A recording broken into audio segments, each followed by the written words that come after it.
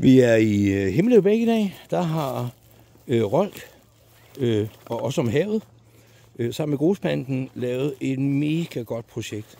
Vi har smidt skjulsten i vandløbet, lagt gydebanker ud, og så en masse dødt ved, som I også kan se her. Altså en masse rod.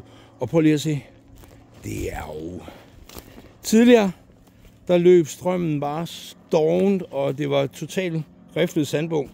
Det kan man stadigvæk se, der er lidt af, men lur mig, når vinterafstrømningen den kommer, så bliver det fuldstændig vanvittigt. Strækningen bliver skyllet ren, og prøv lige at se, der kommer så mange standpladser af, så det bliver helt vildt. Ynglen kan stille sig ind under bladhanget her.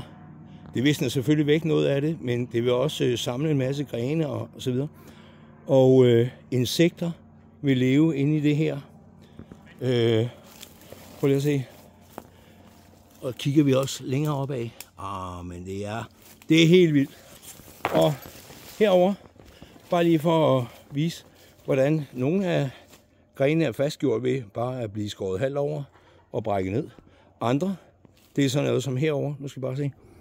Her, der er simpelthen et træ, der vokser op, og så har vi lagt en gaffelgren på hver side af træet. Og det vil jo bare blive liggende mange, mange år frem i tiden og gøre underværker. Og herinde under masser af skjul, masser af levesteder for fiskere og invertebrater. Fantastisk.